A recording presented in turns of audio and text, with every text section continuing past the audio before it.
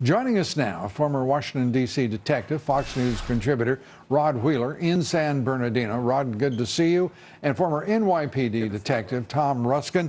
And Tom, it's good to have you here. Let me start, Rod, with you. The sense there that this investigation is moving and that we're going to see something in a reasonably quick order from the investigating authorities.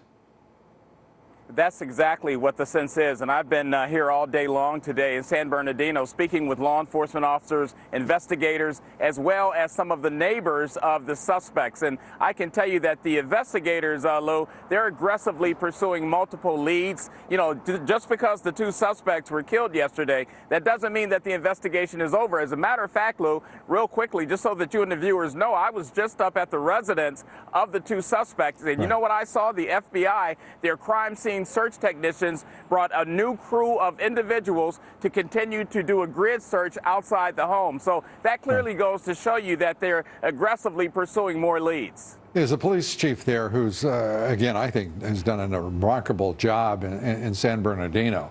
As he pointed out, I mean, this is going to be, it's a number of crime scenes in point of fact. They've got a lot to work with and to assess and to go through. The FBI, with all of the investigative resources it has, we should get some results. They should get some results. My question now is, the FBI itself is, it's within a highly politicized Justice Department. It has not got a great record of sharing what it learns with the American public. What can we expect?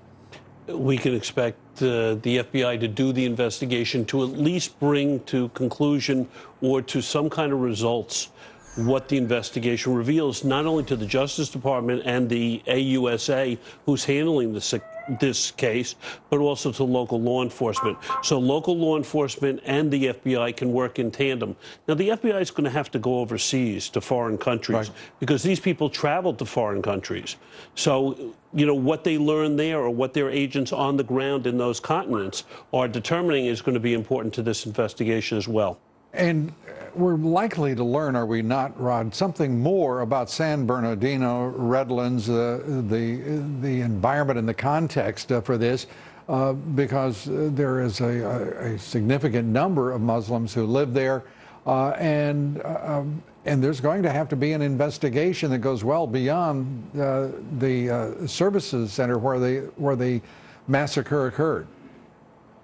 Absolutely. Well, that massacre, Lou, occurred right behind me here, beyond the trees there. That's where it all started yesterday morning. But, you know, in reference to the other individuals, I'm glad you brought up that point. I do suspect, and I believe from my investigation today out here, talking to people, I believe that these two individuals, Lou, had some assistance from someone else. When I went over by the house, this is so important, when I went over by the house that was owned by the suspects, and I looked at the garage and I looked at the setup of the residence, someone else had to assist these people set those booby traps. And this garage, and maybe you have a picture of it, but the garage is a detached garage from the home, which is actually a benefit to the bad guys because they have plenty of time to work. They can shield themselves with the door. So I believe, just from based on information I got, that the FBI is interviewing other individuals who may have played a role in creating and staging this event.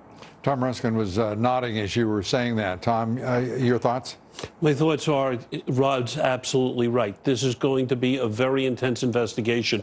You're going to have to determine who else they dealt with, what other contacts they had, how they had the contacts, financial records.